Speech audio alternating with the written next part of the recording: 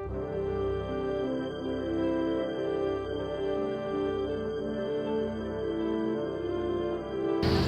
you're here this morning. It's a beautiful day, and glad to see the veterans and families and friends here to celebrate the Veterans Day ceremony. It behooves me to speak to what is a veteran this morning before we get into the exact agenda. A veteran, whether active duty, discharged, retired, or reserve, is someone who at one point in his life wrote a blank check made payable to the United States of America for the amount of up to and including his life. That is an honor, and there are ways too many people in this country today who no longer understand that fact. We need to get the word out about the service of the veterans. Again, welcome, and thank you for being here this day. At this time, I'd like to recognize elected officials. We have Hays County Commissioner Mark Jones present. Mark, thank you for being here. We have Buda City Council member David Knuckles. David, thanks for being here. Buda Council member Eileen Altmiller. Thank you, Eileen. And if there's anyone else that's here that I haven't recognized, please let me know or stand. I also would like to recognize this morning the hosting organizations for this event. So I want to recognize the city as well as the hosting organizations. The Buda VFW Post 12161, the Central Texas AMVETS Post 115, and the Buda Chapter American Legion Post 213, as well as the Buda Area Chamber of Commerce. Thank you very much, all of you that represent those organizations. At this time, if you'd all stand, introduce to you Pastor Matt Behrens, and he'll be bringing the invocation. Pastor.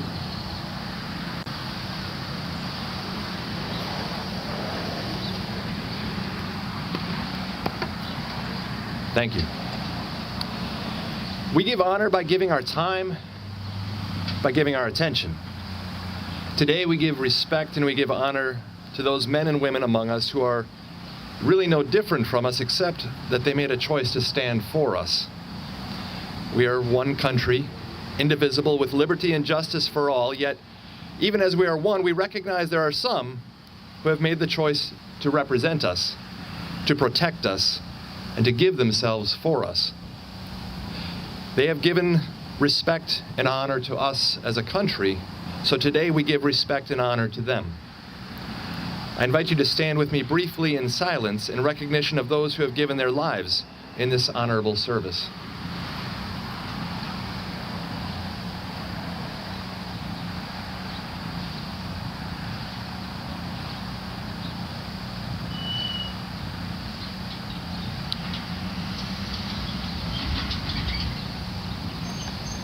In the New Testament, the book of Romans, chapter 13, verses 7 and 8 read like this: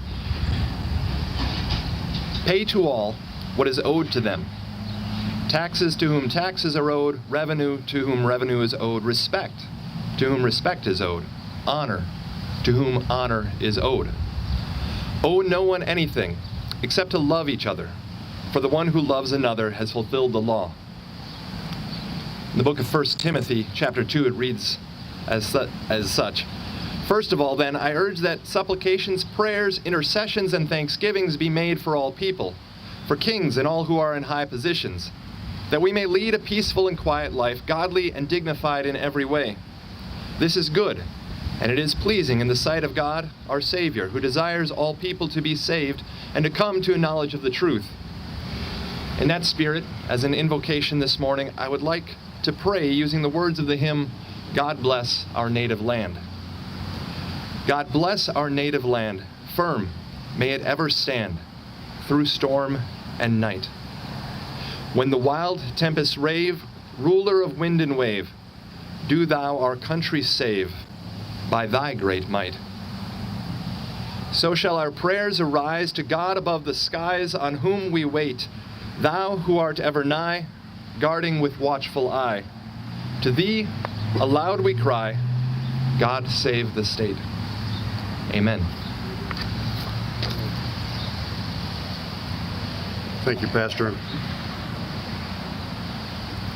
If you remain standing at this time, we'll have our national anthem, police officer and combat veteran Joshua Neal.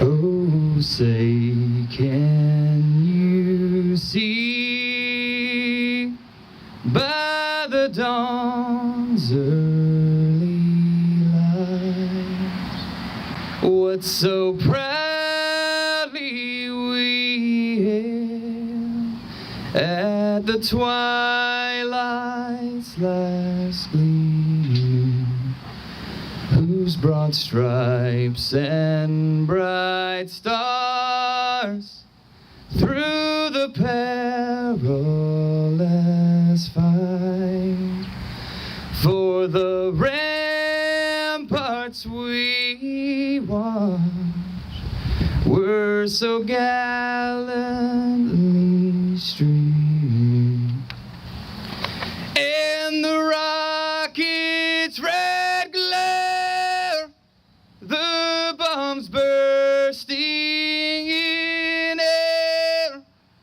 gave proof to the night that our flag was still there. Oh, say, does that star-spangled banner yet wave for the land of the free and the home of the brave?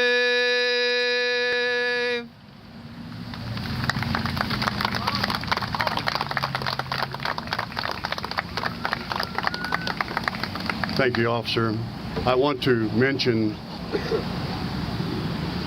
that Officer McNeil was raised in Buda, graduated from Buda High School in Buda, joined the United States Marines after high school. After that engagement with the Marines, he was deployed to the Middle East and served in a combat zone, and was, upon completion of his military service, came back to Buda to serve again as a police officer. Thank you so much for your service. You may be seated.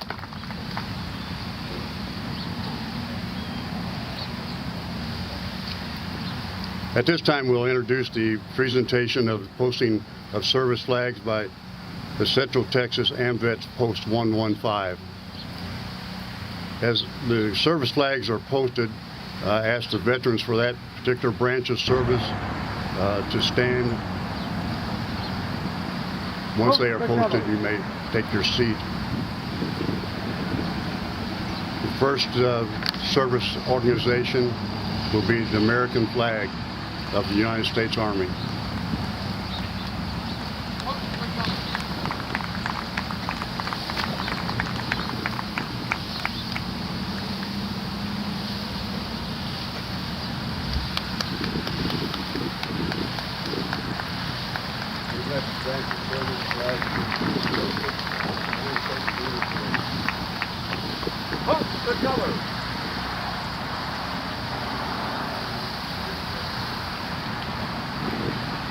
The next branch of service flag will be posted, the United States Marine Corps.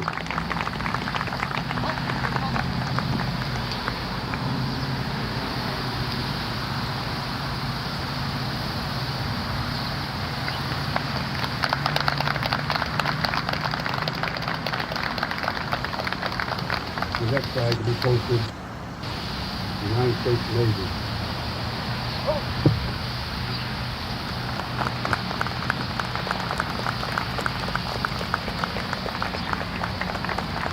The next flag to be posted, United States Navy.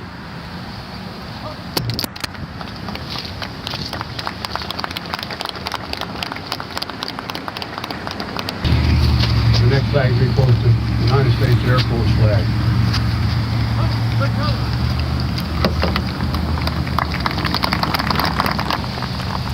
The next flag to be posted, United States Coast Guard.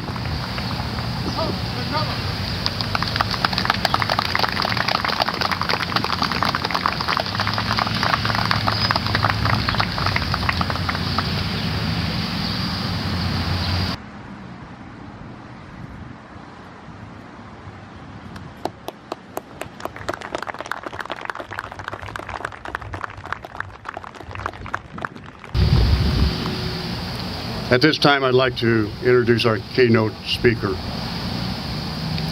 Captain Don Embody served on active duty in the United States Navy for 28 years. He commanded the USS Duluth and the Naval ROTC unit at the University of Texas. While at the University of Texas, he completed a PhD in government and now teaches political science at Texas State University. He lives with his wife, Janine, here in Buda. Captain?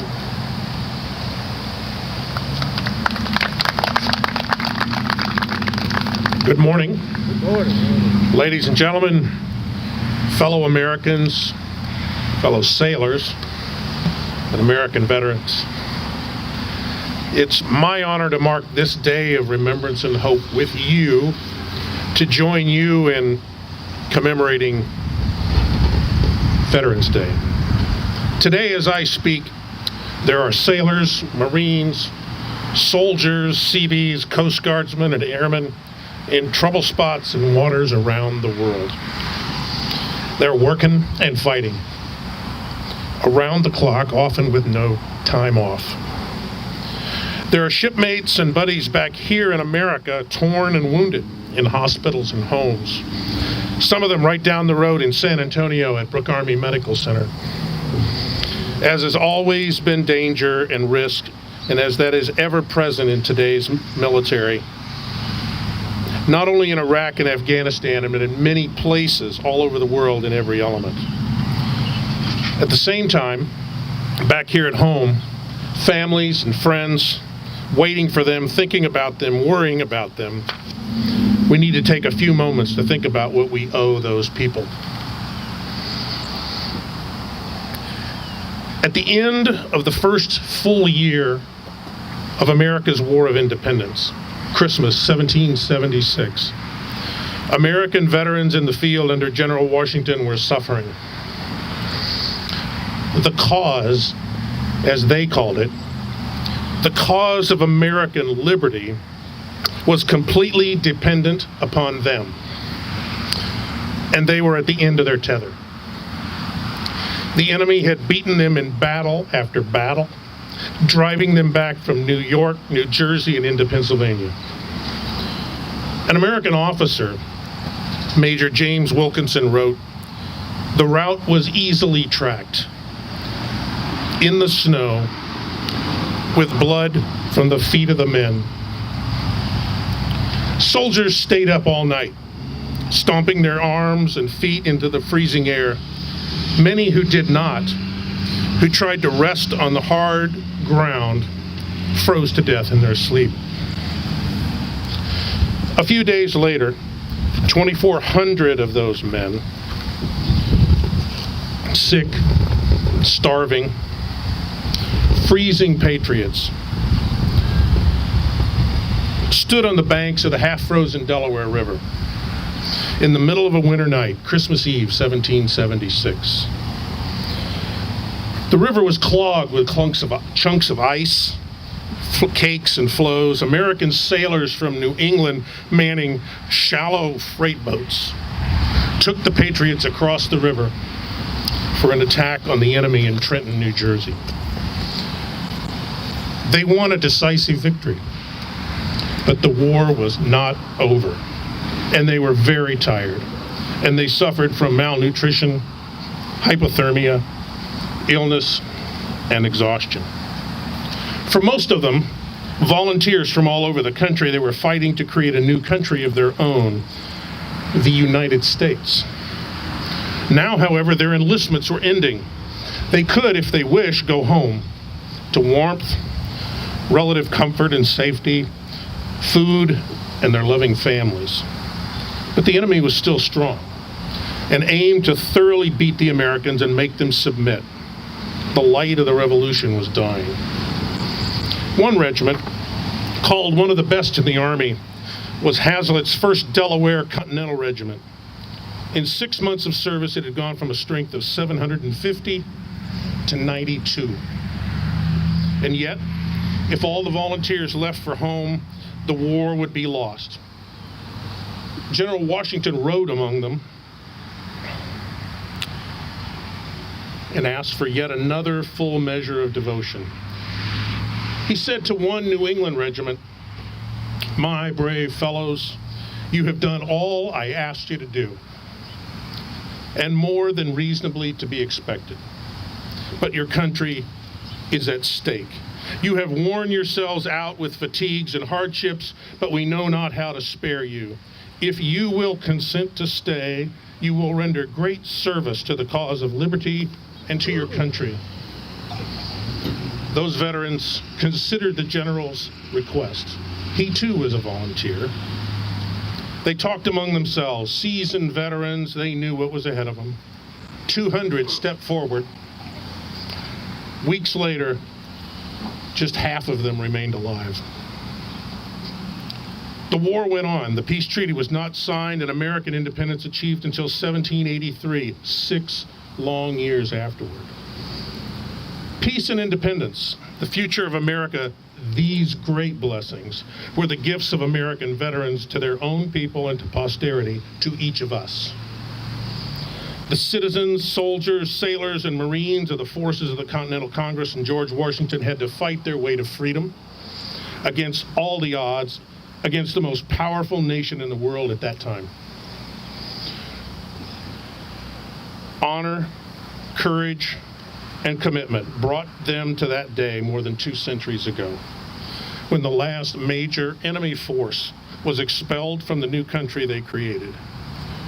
We are here today because of what they did long ago. We are, all of us, heirs to their bravery and dedication, no matter if we can trace our roots through centuries of American history or if our adoption came more recently. That's the way America works, and it's our greatest strength. American veterans, men and women, sacrificed greatly to reach the final victory. Now, over 2 centuries later, we are not removed from their struggle and success. Veterans have continued to bear witness to this great inheritance, carrying it forward to this current generation. From past wars to present, they have the honor of being in the line of succession that began with those veterans of George Washington to our nation's first struggle for freedom.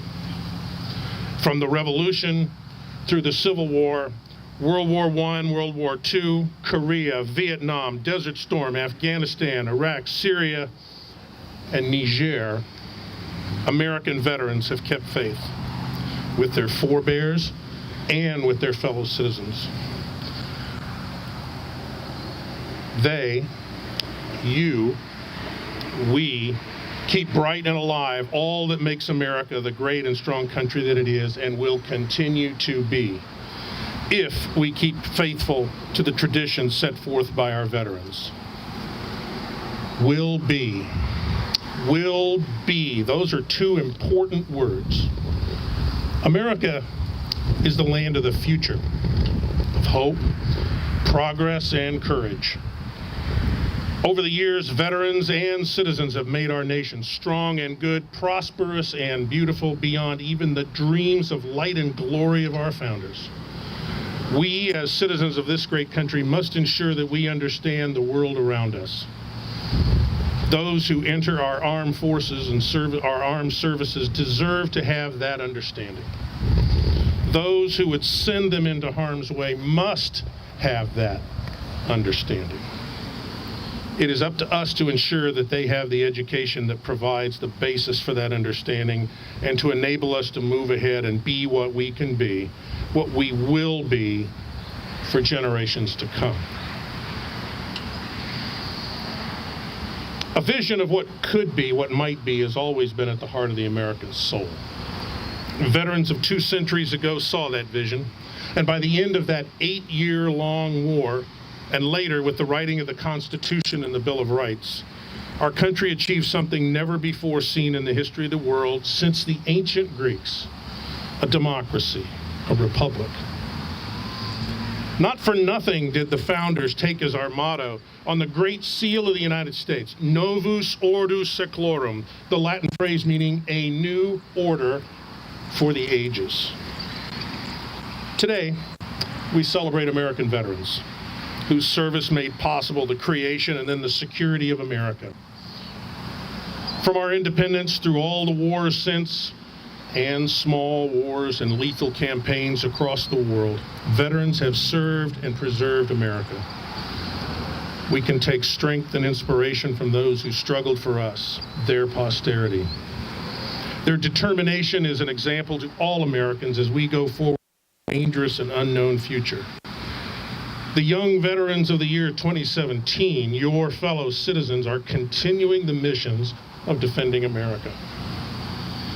Now, we've been at war for a long time. A war variously described as a war against international terrorists or a war of cultures. This may prove out to be the most complicated, long-term, and potentially deadly conflict this nation has ever faced. We need, as much as ever, new veterans with the spirit and strength of the first veterans. New veterans with the knowledge and understanding to make the right decisions that will lead us in the right direction.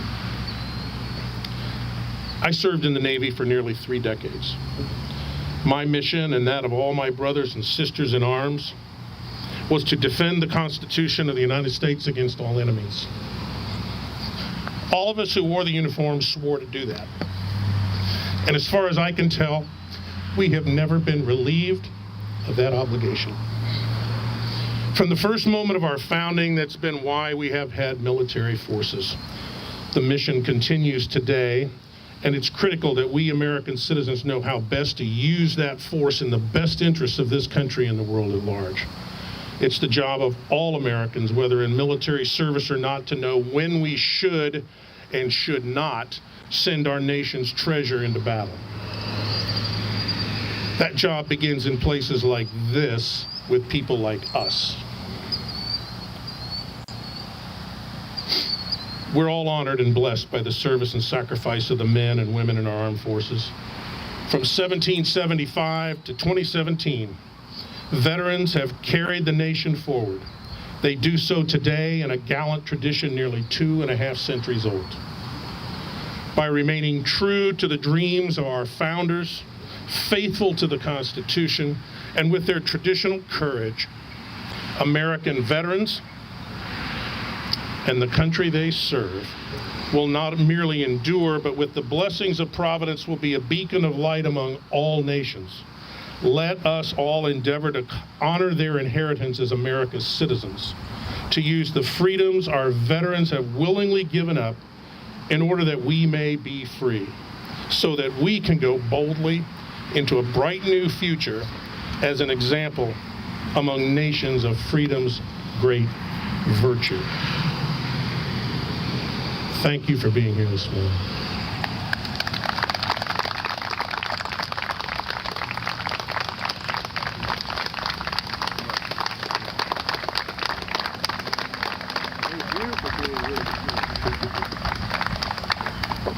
As we come to conclusion, I just want to echo my sentiments that Captain Envy mentioned in regards to our present service members. We need to pray for them, pray for their protection and their safe return to their families. Like many families here and others, I have a grandson in the United States Army 501st Airborne, 25th Infantry that's serving in Afghanistan, recently deployed. So please pray for all those that are in the war zones throughout the world. There's many of them, for their safe return. Now, in conclusion, I want to ask you to feel free to partake in the refreshments and take pictures, enjoy the rest of the afternoon, and I salute my fellow veterans.